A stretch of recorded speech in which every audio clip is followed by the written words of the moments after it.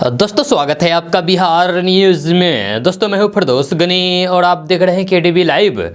दोस्तों आज हो चुका है 11 दिसंबर 2021। तो आज की बिहार की टॉप न्यूज़ लेकर आए हैं आपके लिए।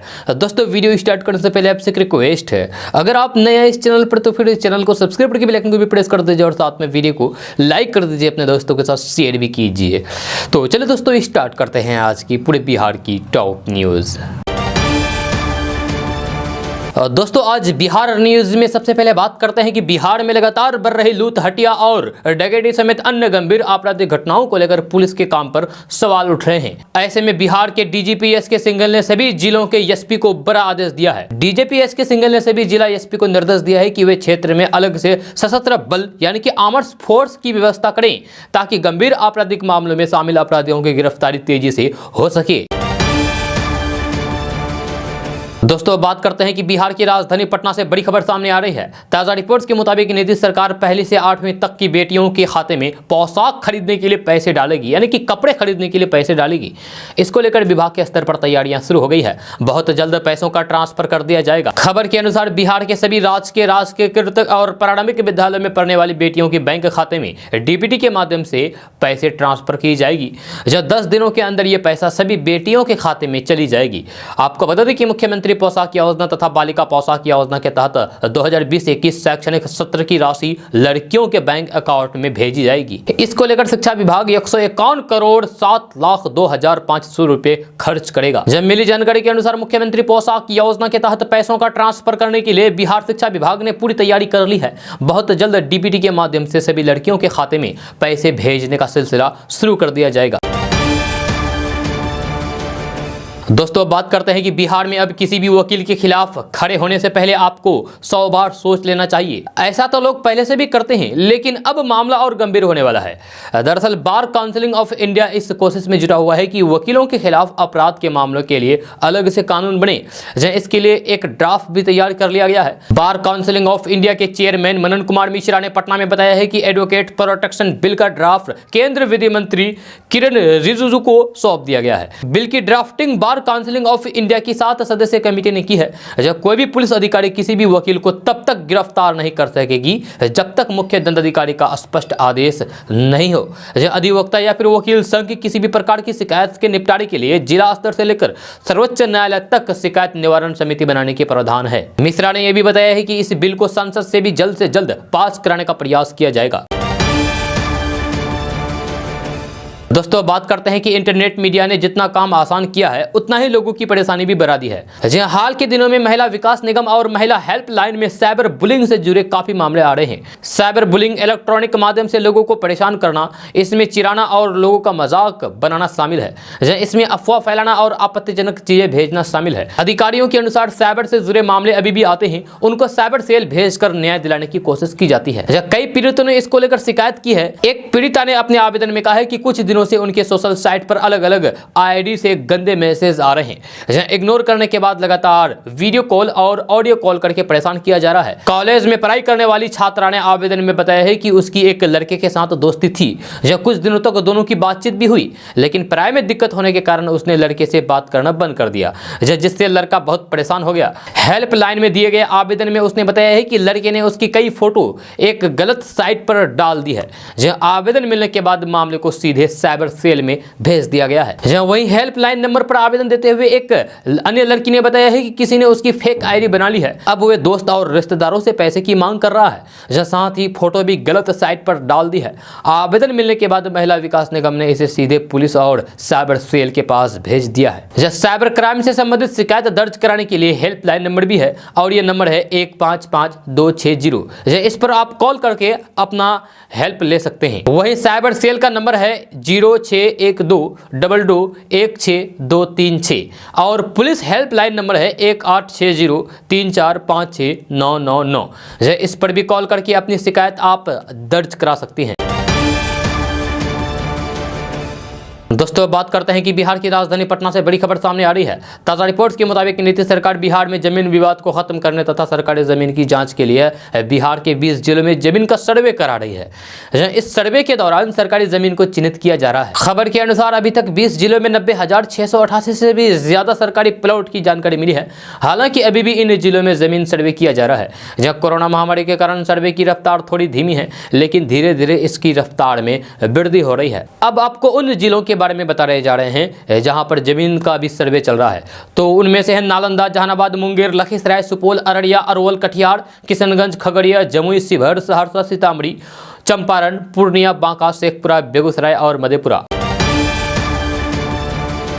दोस्तों अब बात करते हैं कि बिहार की राजधानी पटना से बड़ी खबर सामने आ रही है। ताजा रिपोर्ट्स के मुताबिक बिहार में 865 नर्सों की बहाली के लिए अंतिम चयन सूची जारी कर दी गई है। इच्छुक उम्मीदवार आधिकारिक वेबसाइट पर जाकर के इसकी सूची देख सकते हैं। आपको बता दें कि राज्य स्वास्थ्य विभाग द्वारा साल 2020 में ANM के 865 पदों पर भर्ती को लेकर ये बहाली निकाली गई थी। जहां सभी पदों पर बहाली कर ली गई है। अब इस बहाली की अंतिम सूची भी राज्य स्वास्थ्य विभाग द्वारा जारी कर दी गई है। दोस्तों अब बात करते हैं कि बिहार की राजधानी पटना से बड़ी खबर सामने आ रही है। ताजा रिपोर्ट्स के मुताबिक सासाराम आरा से पटना तक 4 लेन सड़क निर्माण को लेकर तैयारियां शुरू हो गई है। इस सड़क के निर्माण को लेकर 40 गांव से जमीन ली जाएगी। खबर के अनुसार नए साल 2022 के अंत तक पटना से आरा होते हुए सासाराम जाने के लिए 4 लेन सड़क का निर्माण शुरू हो जाएगा। इस सड़क के निर्माण होने से पटना से सासाराम तक का सफर मात्र 2.5 घंटे में ही पूरी हो जाएगी।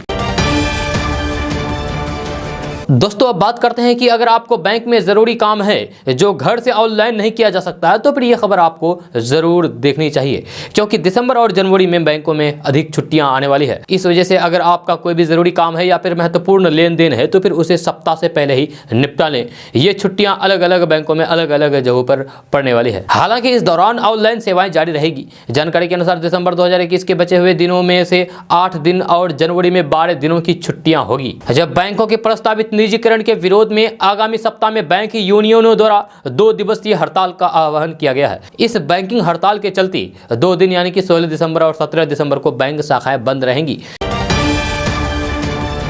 दोस्तों बात करते हैं कि बिहार की राजधानी पटना से बड़ी खबर सामने आ रही है। ताजा रिपोर्ट्स के मुताबिक बिहार में सरकारी जमीन पर अगर कोई व्यक्ति कब्जा करता है, तो फिर नीतीश सरकार उन्हें जेल भेजने की तैयारी कर रही है। इसको लेकर दिशा निर्देश जारी कर दिया गया है। खबर के अनुसार बिहार में सरकारी जमीन पर अतिक्रमण करने वालों को अब जेल भेजा जाएगा। साथ ही साथ उस पर 20,000 रुपए तक का जुर्माना भी लगाया जाएगा। सरकार ने अंचल अधिकारी से अनुमंडल अधिकारी तक के अधिकारी को यह अधिकार दिया है। आपको बता दें कि सरकारी जमीन को अतिक्रमण मुक्त करने के लिए राजस्व विभाग के पास सरकारी जमीन का पूरा ब्यौरा नहीं है। इसके राजस्व एवं भूमि सुधार विभाग ने राज्य के यानी कि बिहार के सभी विभागों से सरकारी जमीन का पूरा रिकॉर्ड मांगा गया है, ताकि इसे खाली किया जा सके। दोस्तों बात करते हैं कि बिहार में पछुआ हवा का प्रभाव बना हुआ है, जिससे पूरे बिहार के तापमान में आने वाले 4 से 5 दिनों में तापमान में 2 से 4 डिग्री की गिरावट देखने को मिल सकती है। हालांकि दिन के वक्त धूप खिली रहेगी, जिससे ठंड का प्रकोप कम देखने को मिलेगा। जब वही मध्यम दर्जे का कोहरा छाया रह सकता है। वहीं उत्तर पश्चिमी हवा के चलने से पारे में गिरावट होगी, जिससे ठंड में धीरे धीरे बढ़ोतरी हो सकती है। जब दिल्ली की हवा की गुणवत्ता में पिछले कुछ दिनों में थोड़ी सुधार देखने को मिल रही है। हवा चलने की वजह से लगातार हवा में सुधार जारी है। वहीं सफर इंडिया के अनुसार वायु गुणवत्ता सूचकांक यानी कि AQI वर्तमान में खराबी श्रेणी में है। दोस्तों बात करते हैं कि बिहार विधानसभा के नेता प्रतिपक्ष और राजद सुप्रीमो लालू प्रसाद यादव के पुत्र तेजस्वी यादव की शादी हो गई है। दिल्ली में उनकी शादी स्कूल टाइम गर्लफ्रेंड से हुई है, जहां अब लोगों की नजरें बिहार के दूसरे युवा राजनेताओं पर टिक गई है। उन्हें इंतजार है कि कब इनके सिर पर सेहरा सजेगा। जब बिहार में सत्ता पक्ष से लेकर विपक्ष तक में ऐसे युवा राजनेता है जिनकी शादी को लेकर चर्चा शुरू हो गई है। इनमें दिवंगत पूर्व केंद्रीय मंत्री रामविलास पासवान के पुत्र चिराग पासवान, भतीजे प्रिंस राज, जमुई की भाजपा विधायक और निशानेबाज श्रेयसी सिंह, कांग्रेस नेता कन्हैया कुमार, प्लुरल्स पार्टी के अध्यक्ष पुष्पम प्रिया चौधरी, पूर्व सांसद आनंद मोहन के पुत्र चेतन आनंद आदि के नाम शामिल है। जब मुख्यमंत्री नीतीश कुमार के पुत्र निशांत कुमार राजनीति में तो नहीं है, लेकिन उनकी भी जल्द शादी हो सकती है। दोस्तों बात करते हैं कि इस समय बिहार की राजनीतिक गलियारों से बड़ी खबर सामने आ रही है, जहां जन अधिकार पार्टी के राष्ट्रीय अध्यक्ष पप्पू यादव जल्द ही कांग्रेस का दामन थाम सकते हैं, जहां ऐसी चर्चा है। हालांकि खुद पप्पू यादव इस मसले पर कुछ बोलने से परहेज कर रहे हैं। दरअसल हाल के दिनों में कांग्रेस बिहार में संगठन की मजबूती को लेकर काफी सक्रिय दिख रही है। जहां कुछ दिन पहले ही जवाहरलाल नेहरू विश्वविद्यालय के पूर्व छात्र संघ के अध्यक्ष और सीपीआई के नेता रहे कन्हैया कुमार पार्टी में शामिल हुआ। अब पप्पू यादव की जन अधिकार पार्टी के विलय को लेकर चर्चाएं तेज हो गई है। ऐसी चर्चा तब हो गई जब कांग्रेस प्रवक्ता असित नाथ तिवारी ने अपने सोशल मीडिया अकाउंट्स पर पोस्ट किया है कि जल्द ही जन अधिकार पार्टी का बिना किसी शर्तों के साथ कांग्रेस में विलय हो जाएगा। दोस्तों अब बात करते हैं कि बिहार के विकास से संबंध में नीति आयोग की लगातार आ रही रिपोर्ट में बिहार के विकास के दावे की पोल खोल रही है। आयोग की रिपोर्ट में बिहार राष्ट्रीय स्तर पर विकास के मामलों में निचले पायदान पर दिख रहा है। ऐसे में सरकार की मुश्किलें बढ़ी हुई है। नीति आयोग की रिपोर्ट को लेकर बिहार सरकार ने 3 महीने के अंदर दूसरी बार पत्र लिखकर आपत्ति दर्ज कराई है। आपको बता दें कि ऊर्जा एवं योजना विकास मंत्री विजेंद्र यादव ने नीति आयोग के उपाध्यक्ष राजीव कुमार को पत्र के साथ 9 पन्नों का ज्ञापन भेज दिया है। हाल ही में नीति आयोग की रिपोर्ट में देश में सबसे अधिक बिहार में 52% आबादी को गरीब दिखाया गया। मंत्री विजेंद्र यादव ने रिपोर्ट पर कड़ी आपत्ति जताते हुए कहा है कि यह रिपोर्ट 2015-16 के आंकड़ों पर आधारित है। इसमें बिहार की वृद्धि दर और लगातार हो रहे प्रगति को शामिल नहीं किया गया है। दोस्तों अब बात करते हैं कि बिहार में स्वास्थ्य विभाग का रोज रोज नया कारनामा सामने आ रहा है। जहां कभी मृतक को कोरोना वैक्सीन का डोज लगा दिया जाता है तो कभी नरेंद्र मोदी और अमित शाह के नाम पर वैक्सीनेशन हो जाता है। और अब सरकारी अस्पताल ने कोरोना संकट के समय मिले वेंटिलेटर को किराए पर लगा दिया है। ये पूरा मामला बिहार के मुजफ्फरपुर जिला का है। मिल रही जानकारी के अनुसार ये वही मुजफ्फरपुर है जहाँ 2-3 साल पहले चमकी बुखार ने तबाही मचाया था। अभी भी इसके एक के दुक्के मरीज मिलते रहते हैं। जब कोरोना की दूसरी लहर में भी मुजफ्फरपुर में भारी तबाही मची थी। इसके लिए पीएम केयर फंड से बिहार के सरकारी अस्पतालों को वेंटिलेटर दिया गया था, लेकिन इस वेंटिलेटर को सदर अस्पताल ने प्राइवेट अस्पतालों को किराया पर लगा दिया है। बताया जाता है कि कोरोना की दूसरी लहर में मरीजों की जान बचाने के लिए केंद्र सरकार की ओर से मुजफ्फरपुर सदर अस्पताल को 5 वेंटिलेटर दिए गए थे। पीएम केयर फंड से मिले इस वेंटिलेटर को एमसीएच बिल्डिंग में बने कोरोना वार्ड के आईसीयू में लगाना था, लेकिन सदर अस्पताल ने आईसीयू में लगाने के बजाय उसे 2000 रुपये रोज पर किराए पर लगा दिया है। यहाँ जुरन छपरा में स्थित प्राइवेट अस्पताल को किराए पर दिया है। दोस्तों बात करते हैं कि किशनगंज जिले के कोचाधामन प्रखंड क्षेत्र में हुए पंचायत चुनाव की मतगणना शुक्रवार को खत्म हो गई। जहां यहां के काठामाठा पंचायत में उलटफेर देखने को मिला।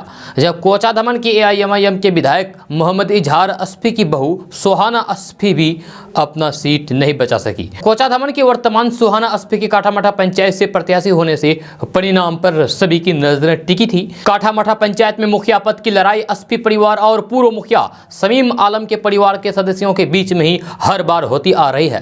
जहां इस बार शमीम आलम के परिवार ने बाजी मार ली है। जहां काठामाठा के साथ ही कोचाधामन में बदलाव के बयार दिखाई दी है। तीनों जिला परिषद में नए चेहरों ने जीत दर्ज की है। जहां निवर्तमान जिला परिषद अध्यक्ष फरहत फातमी भी चुनाव हार गई है। दोस्तों अब बात करते हैं कि किशनगंज में लेदर पार्क बनेगा, जहां इसमें तेजी से काम चल रहा है। ये बातें उद्योग मंत्री सैयद शाहनवाज हुसैन ने कहा है। जब भाजपा के 3 दिवसीय प्रशिक्षण शिविर में भाग लेने पहुंचे बिहार के उद्योग मंत्री सैयद शाहनवाज हुसैन ने कहा है कि मेरे मंत्री बनने से किशनगंज के लोगों को मुझसे काफी उम्मीद और आस है। उनकी आस के लिए ही मिशन मोड में काम कर रहा हूँ। किशनगंज में उद्योग लगाने की दिशा में काम चल रहा है। उन्होंने बताया है कि किशनगंज से सटा बंगाल का पांजीपरा के इर्द गिर्द लेदर का हब है, इसीलिए इस क्षेत्र में लेदर पार्क बनाने की दिशा में काम हो रहा है। जब सब कुछ फाइनल हो जाएगा तो इसकी जानकारी विस्तार रूप से दी जाएगी। जब मंत्री शाहनवाज हुसैन ने कहा है कि किशनगंज की जो चमक है वह अटल बिहारी वाजपेयी के प्रधानमंत्री रहते हुए मिली थी। चाहे फ्लाईओवर हो या फिर राजधानी एक्सप्रेस का किशनगंज में स्टॉपेज हो, सेंट्रल रोड फंड से वाजपेयी जी के प्रयास से हमने कोचाधामन के बैसा वाला पुल बनवाया था। ये बताते खुशी हो रही है कि वहां फिर से बिहार सरकार ने नया पुल बनाने की स्वीकृति दे दी है। मंत्री शाहनवाज हुसैन ने कहा है कि अमोर से बायसी कोचाधामन होते हुए नया 4 लेन बन रहा है। इस पर काम जल्द शुरू होगा। मंत्री शाहनवाज हुसैन ने कहा है कि पटना में बैठकर किशनगंज के विकास की चिंता करता रहता हूं, क्योंकि मेरी पहचान किशनगंज से ही बनी है। किशनगंज के लोगों का बहुत आशीर्वाद मिला है। मंत्री शाहनवाज हुसैन ने कहा है कि यह जज्बाती इलाका है, यहाँ डेवलपमेंट कभी मुद्दा नहीं बना है। यहाँ अलग तरह की राजनीति होती है, लेकिन मेरा प्रयास है कि डेवलपमेंट के क्षेत्र में जितना भी काम हो सके करने का प्रयास करूंगा।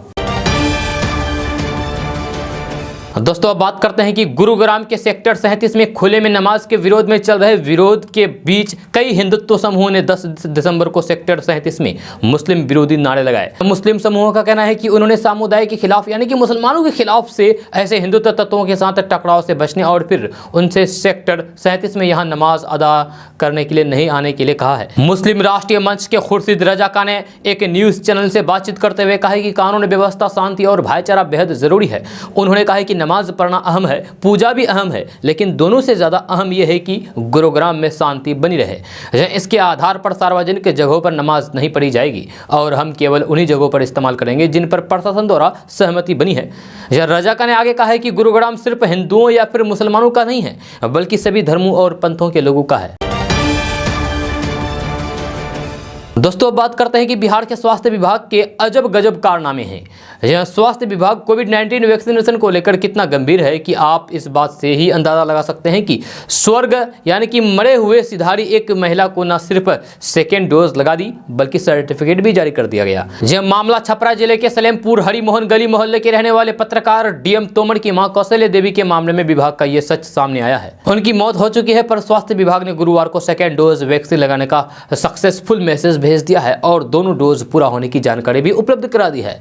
आपको बता दूं कि 26 अप्रैल को सदर अस्पताल में उन्हें पहली डोज दी गई थी। सेकेंड डोज का समय आने से पहले ही उनकी जान चली गई बीमारी की वजह से। दोस्तों बात करते हैं कि बिहार में स्कूलों को बंद करने की आशंका को लेकर सरकार ने नकार दिया है। जय शिक्षा विभाग के अपर सचिव संजय कुमार ने साफ कर दिया है कि बिहार में अभी स्कूल बंद नहीं होंगे। जब कोरोना की तीसरी लहर की आशंका के बीच सरकार ने स्कूलों को नहीं बंद कर रखने का निर्णय लिया है। उन्होंने कहा है कि तीसरी लहर का असर स्कूलों पर नहीं पड़ने वाला है। 100% उपस्थिति के साथ हमारे स्कूल खुले रहेंगे। दोस्तों अब बात करते हैं कि बक्सर जिले के अलग अलग स्कूलों में ड्यूटी दे रहे 12 शिक्षकों पर 5 साल बाद निबंधन की गाज गिरी है। इनमें 5 शिक्षक सेवानिवृत्त भी हो चुके हैं यानी कि रिटायर्ड भी हो चुके हैं, जिनमें से एक की जान भी चली जा चुकी है यानी कि मौत भी हो चुकी है। जब विभागीय कर्मी की मिली भगत से यह मामला पूरे 5 सालों से दबा हुआ था। जिला लोक शिकायत में परिवार दाखिल होने के बाद कमिश्नर के निर्देश पर डीएम द्वारा डीडीसी की अध्यक्षता में बनाई गई 3 सदस्यीय टीम की जाँच के बाद पूरे मामले का खुलासा हुआ है। इसके बाद डीएम के निर्देश पर सभी कार्यरत और रिटायर्ड शिक्षकों के खिलाफ निबंधन सहित अन्य कार्रवाई प्रारंभ की गई है। दोस्तों अब बात करते हैं कि अहमदाबाद शहर की सड़कों पर मांसाहारी सामग्री यानी कि नॉन वेज फूड बेचने वाले 3 ठेलों के खिलाफ कार्रवाई को लेकर गुजरात हाईकोर्ट ने महानगर पालिका को फटकार लगाई है। जस्टिस वीरेन वैष्णव की बेंच ने सवालिया अंदाज में कहा है कि मुझे क्या खाना है ये आप कैसे तय कर सकते हैं। आपको मांसाहार पसंद नहीं है तो ये आपका दृष्टिकोण है, लेकिन आप किसी व्यक्ति को उसकी पसंद का खाना लेने से कैसे रोक सकते हैं। बेंच ने एएमसी को कहा है कि क्या अन्य लोगों को आपकी मर्जी के अनुसार चलना होगा। माना कि कल सुबह आप ये तय करेंगे कि मुझे बाहर जाकर क्या खाना चाहिए। न्यायमूर्ति वैष्णव ने अहमदाबाद महानगर पालिका के पक्ष में खिंचाई करते हुए ये भी कहा है कि मुझे यदि कल गन्ने का रस पीने की इच्छा होगी तो आप ये कहेंगे कि शुगर हो जाएगी इसीलिए नहीं पीना है, और कॉफी स्वास्थ्य के लिए खराब है ये भी नहीं पीना है। क्या बात हो गई है। आप किसी को उसकी पसंद का भोजन खाने से कैसे रोक सकते हैं? नहीं, आप ये तय नहीं कर सकते हैं। दोस्तों अब बात करते हैं कि बिहार की राजधानी पटना से बड़ी खबर सामने आ रही है। ताजा रिपोर्ट्स के मुताबिक नीतीश सरकार ने बिहार के 11 डीएम समेत 14 आईएएस अफसरों को प्रमोशन दिया है। इसको लेकर बिहार सामान्य प्रशासन विभाग की ओर से अधिसूचना भी जारी कर दी गई है। खबर के अनुसार 14 अफसरों को अपर सचिव रैंक में प्रोन्नति दी गई है। आपको बता दूं कि 2012 बैच के अधिकारियों को 1 जनवरी 2021 से प्रोन्नति दी गई है, जबकि 2013 बैच के अफसरों को 1 जनवरी 2022 के प्रभाव से प्रोन्नति दी गई है।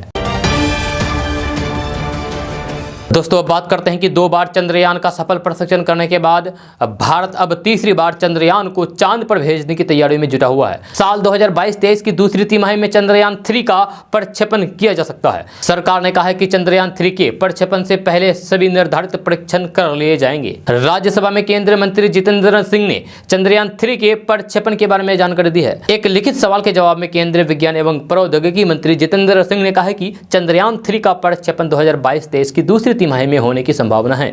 जितेंद्र सिंह ने उच्च सदन को बताया है कि चंद्रयान 3 मिशन अग्रिम चरण में है।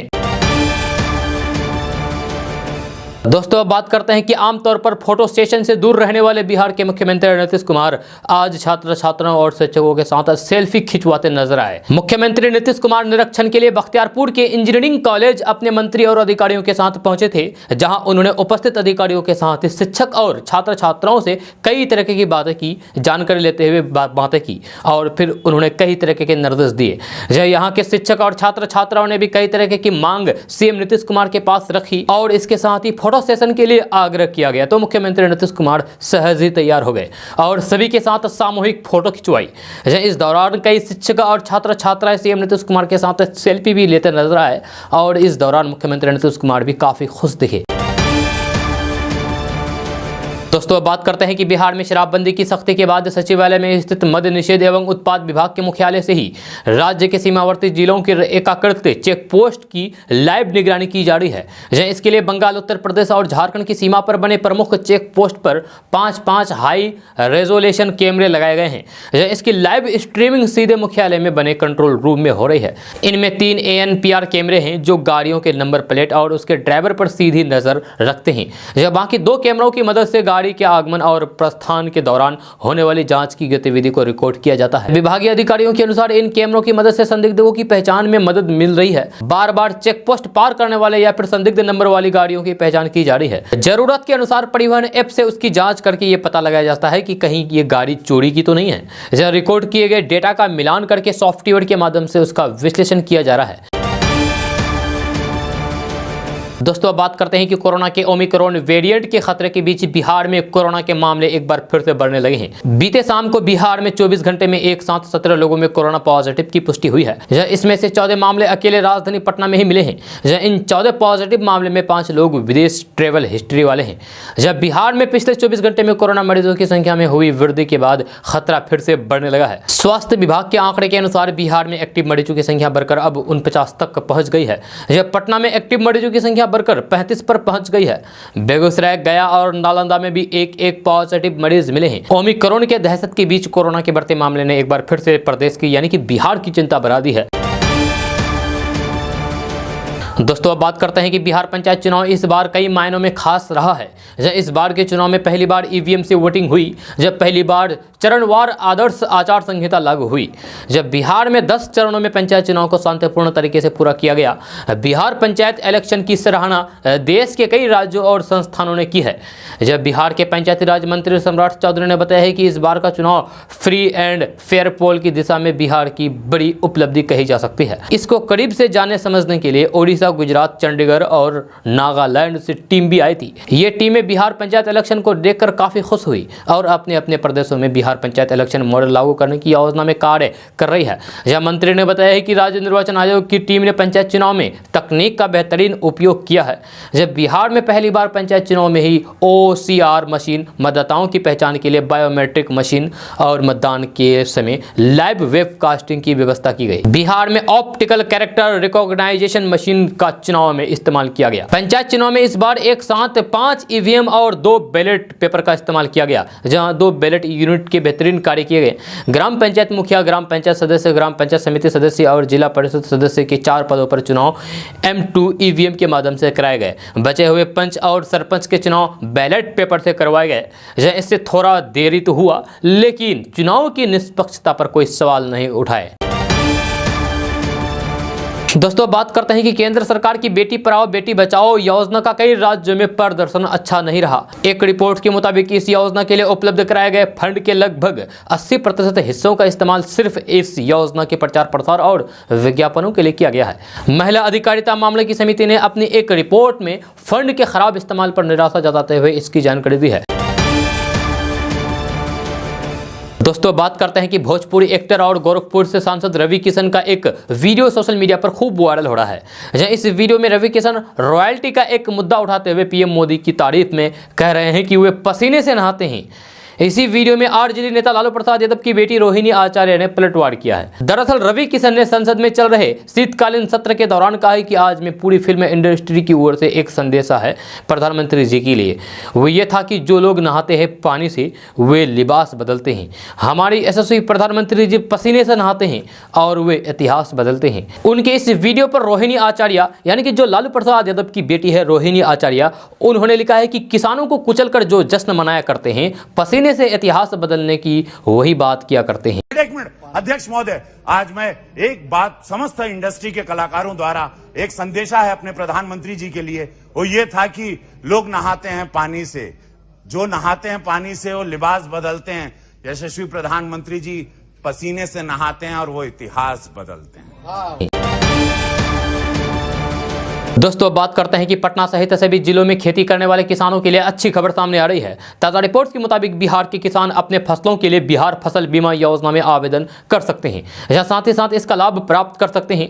यह खबर के अनुसार फसल बीमा योजना के तहत यदि किसान भाई अपने फसल का बीमा करते हैं तो फिर उन्हें बहुत लाभ होगा, क्योंकि यदि किसी प्राकृतिक आपदा जैसे बाढ़, सुखाड़, ओलावृष्टि इत्यादि के कारण उनका फसल क्षति या फिर बर्बाद होता है तो फिर सरकार उन्हें मुआवजा देगी। जी हाँ, आपको बता दूं कि आवेदन करने के लिए किसानों से कोई भी पैसे नहीं लिए जा रहा है। जहाँ वहीं 7,500 रुपए प्रति हेक्टेयर 20% तक क्षति होने पर मुआवजा मिलेगा, जबकि 10,000 रुपए प्रति हेक्टेयर 20% तक फसल की क्षति होने पर मुआवजा दिया जाएगा। जिन फसलों का बीमा होगा वे फसल है गेहूं, रबी मकई, मसूर, अरहर, चना, ईख, आलू, राई, सरसों और प्याज का बीमा किया जाएगा।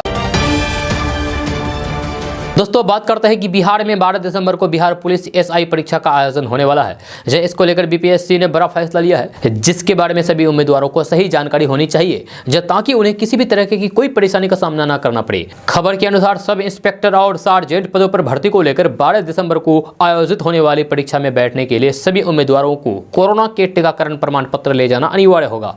इसको लेकर दिशा निर्देश भी जारी कर दिया गया है। जी हाँ, आपको बता दें कि उम्मीदवारों को एडमिट कार्ड के साथ साथ टीकाकरण प्रमाण पत्र भी सेंटर पर लाना होगा, तभी उन्हें एग्जाम में बैठने की इजाजत दी जाएगी। वहीं बिहार पुलिस सब ऑर्डिनेटेड सर्विस सिलेक्शन कमीशन जल्द ही एडमिट कार्ड जारी करेगा। जो उम्मीदवार सब इंस्पेक्टर और सार्जेंट पदों पर भर्ती को लेकर एग्जाम देने वाले हैं वे बीपीएसएससी की आधिकारिक वेबसाइट bpssc.bis.nic.in पर जाकर के अपना एडमिट कार्ड डाउनलोड कर सकते हैं।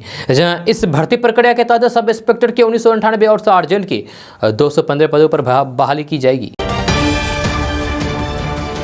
दोस्तों बात करते हैं कि कृषि कानूनों के खिलाफ सिंगू बॉर्डर पर चल रहे धरने पर बनाए गए पक्के घरों को अब किसानों द्वारा तोड़ा जा रहा है। यह भारतीय किसान यूनियन के द्वारा ये घर बनाए गए थे, अब इन पक्के मकानों को हटाकर हाईवे खाली किया जा रहा है। यूनियन के प्रधान गुरमुख सिंह ने बताया है कि इस घर को बनाने में करीब 3.5 लाख का खर्च आया था। इस घर में 3 कमरे थे, जिसमें महिलाओं के लिए अलग रूम और पुरुषों के लिए 2 अलग अलग रूम तैयार किए गए थे। किसानों का कहना है कि इस घर में लगाई गई ईंट वे अपने घर ले जाएंगे और ले जाकर के अपने गाँव में दिखाएंगे कि आखिर किस प्रकार वह इन ईंटों से घर बनाकर बॉर्डर पर रह रहे थे। गौरतलब है कि किसान आंदोलन में तमाम सुविधाएं मुहैया करवाने वाले एनजीओ खालसा एड ने अपनी ओर से कोई कसर नहीं छोड़ी थी। आंदोलन में इस्तेमाल सामान को अब वह जरूरतमंद ग्रामीणों को देने की योजना बना रहा है। इसमें portable toilet, AC, washing machine, पंखे, कूलर, कुर्सियां, कंबल, गद्दे, ड्रम और कपड़े शामिल है। और दोस्तों बात करते हैं कि उप मुख्यमंत्री तारकिशोर प्रसाद ने दिल्ली दौरे के क्रम में केंद्रीय रेल मंत्री अश्विनी वैष्णव से शिष्टाचार मुलाकात की। जहां मुलाकात के दौरान उन्होंने कहा कि सीमांचल पूर्वोत्तर का प्रवेशवर द्वार है, जहाँ यहाँ के लोग अपने काम, व्यवसाय, उच्च शिक्षा, इलाज अथवा पर्यटन के लिए देश के कोने कोने में जाते हैं। जहाँ अपने इन कार्यों को लेकर सूरत और बेंगलुरु जाने वाले लोगों की संख्या भी काफ़ी अधिक रहती है, परंतु वहाँ के लिए ट्रेन की सुविधा कटिहार जंक्शन से नहीं रहने के कारण सीमांचल के लोगों को सूरत और बेंगलुरु जाने के लिए ट्रेन की सुविधा के लिए भागलपुर, बरौनी अथवा पटना तक की यात्रा सड़क मार्ग से करनी पड़ती है। इन आवश्यकताओं को देखते हुए उप मुख्यमंत्री तारकिशोर प्रसाद ने सीमांचल क्षेत्र के लोगों के लिए 2 नई ट्रेन सेवा यानी कि कटिहार सूरत कटिहार सुपरफास्ट एक्सप्रेस और दूसरी Katihar Bengaluru Katihar superfast express train Katihar junction से शुरू करने का आग्रह केंद्रीय मंत्री रेल मंत्री से किया है। दोस्तों अब बात करते हैं कि बिहार आते ही शिवदीप लांडे को डीआईजी प्रशासन बनाया गया है।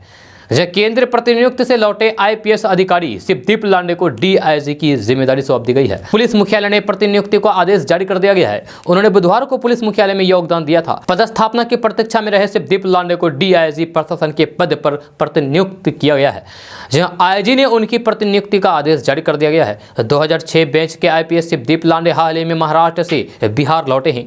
जहां शिवदीप लांडे पटना में सिटी एसपी रहने के अलावा अररिया और रोहतास में भी पुलिस अधीक्षक रह चुके हैं। वे बिहार के राज्यपाल के एडीजी के पद पर भी रहे थे। बिहार कैडर के आईपीएस शिवदीप लांडे 2006 बैच के आईपीएस अफसर हैं, जहां उनकी पहली पोस्टिंग बिहार के मुंगेर जिले के नक्सल प्रभावित इलाके जमालपुर में हुई थी। जब बिहार की राजधानी पटना के एसपी के तौर पर अपनी अनोखी कार्यशैली की वजह से शिवदीप लांडे पूरे देश में मशहूर हो गए। अपराधियों की शामत लाने वाले इस वर्दीधारी को बिहार का बच्चा बच्चा जानता है। जहां पटना समेत बिहार के अन्य जिलों में रहते हुए उसके कारनामे बड़े मशहूर हुए। लगभग 10 महीने की सेवा में ही उन्होंने नकली कॉस्मेटिक उत्पाद विक्रेताओं सहित बड़े बड़े दवा माफियाओं के कारनामे उजागर किए। इससे पहले सहरसा जिले में डॉक्टरों के लिए आतंक बन चुके संतोष यादव को शिवदीप लांडे के नेतृत्व वाले एसटीएफ ने धर दबोचा था और यह उनकी बड़ी उपलब्धियों में से एक है। जब कभी वे दुपट्टा ओढ़कर आरोपी को पकड़ लेते तो कभी बिना हेलमेट बाइक चला रहे लोगों की मोटरसाइकिल के सामने निडरता के साथ खड़े हो जाते। बिना लाइसेंस दारू की दुकानें चला रहे दुकानदारों की धरपकड़ और ऐसे कितने ही बड़े कारनामों को अंजाम देने की वजह से ही आईपीएस अफसर शिवदीप लांडे की गिनती सुपर कॉप के तौर पर होती है। दोस्तों, इस वक्त एक बड़ी खबर बांका जिले से सामने आ रही है, जहां सड़क हादसे में 6 लोगों की जान चली गई। वहीं 3 लोगों की हालत गंभीर बनी हुई है। जहां घटना बांका ढाका मोड़ रोड की है। जहां घटना के संबंध में बताया जा रहा है कि कार और ऑटो के बीच सीधी टक्कर हुई। जहां टक्कर इतनी जोरदार थी कि ऑटो के पड़खच्चे उड़ गए। जहां आनंद फानन में घायलों को बांका सदर अस्पताल में भर्ती कराया गया है, जहाँ उनकी गंभीर स्थिति को देखते हुए चिकित्सकों ने सभी को भागलपुर रेफर कर दिया है। दोस्तों, बात करते हैं कि मुख्यमंत्री नीतीश कुमार ने कहा है कि अभी कई फसलों की बुआई का मौसम चल रहा है। किसानों को खाद की किल्लत ना हो, इसको लेकर सरकार हर स्तर पर काम कर रही है। केंद्र सरकार से इस मसले पर बात की गई है। अधिकारी भी निरंतर केंद्र सरकार से संपर्क में हैं ताकि खाद की आपूर्ति में किसी प्रकार की कोई भी बाधा उत्पन्न नहीं हो। जहां उन्होंने कहा है कि सही मूल्य पर उर्वरक की बिक्री हो, इसके वितरण में भी किसी प्रकार की कोई अनियमितता ना हो, इस पर विशेष नजर रखें। समीक्षा बैठक में सीएम नीतीश कुमार ने कहा है कि किसानों के हित के लिए हम लोग लगातार काम कर रहे हैं। फसलों का उत्पादन और उत्पादकता बढ़ी है, किसानों की आमदनी बढ़े, उन्हें हर प्रकार से फायदा हो। सरकार इस दिशा में लगातार प्रयासरत है। दोस्तों, बात करते हैं कि आरजेडी के प्रमुख लालू प्रसाद यादव के छोटे बेटे और बिहार विधानसभा में नेता प्रतिपक्ष तेजस्वी यादव गुरुवार को परिणय सूत्र में बंध गए, यानी कि शादी के बंधन में बंध गए। दिल्ली के साकेत में स्थित सैनिक फार्म में उनकी शादी हरियाणा की रेचल गोडिन हो के साथ हो गई। तेजस्वी यादव और रेचल गोडिन हो दिल्ली के आर के पुरन में स्थित दिल्ली पब्लिक स्कूल में साथ पढ़ते थे। दोनों की पुरानी दोस्ती गुरुवार को रिश्तेदारी में बदल गई। रेचल हरियाणा की रहने वाली है और परिवार के साथ दिल्ली में स्थित फ्रेंड्स कॉलोनी में रहती है। शादी कार्यक्रम में इक्के दुक्के बाहरी लोगों के अलावा परिवार के सदस्य यानी कि सभी सदस्य मौजूद रहे। दिन में हुई सगाई में तेजस्वी यादव के बड़े भाई तेज प्रताप यादव नहीं पहुंच सके। वे दिल्ली की जाम में फंसने के कारण देर से पहुंची, लेकिन उसके बाद शादी के समय वे कार्यक्रम में मौजूद थे। इसके साथ ही पूर्व मुख्यमंत्री लालू प्रसाद यादव और राबड़ी देवी की सभी बच्चों की शादी हो गई। 9 भाई बहनों के बीच तेजस्वी यादव 8वें नंबर पर हैं, लेकिन उनसे छोटी बहन की शादी पहले ही हो चुकी है। तेजस्वी यादव की शादी की पूरी रस्म हिंदू रीति रिवाज से संपन्न हुई है। सगाई के बाद 7 फेरे भी लिए गए। बताया जा रहा है कि कोर्ट में भी उनकी शादी का निबंधन कराया जा चुका है। दोस्तों, आज का न्यूज़ बस यहाँ तक। कैसा लगा जरूर अपना सुझाव दीजिएगा नीचे कमेंट बॉक्स में कमेंट करके। अगर आप नए आए इस चैनल पर तो फिर चैनल को सब्सक्राइब करके बेल आइकन को भी प्रेस कर दीजिए और साथ में वीडियो को लाइक कर दीजिए, अपने दोस्तों के साथ शेयर भी कीजिए। तो चलो दोस्तों, फिर मिलते हैं अगले वीडियो में। जय हिंद, जय बिहार।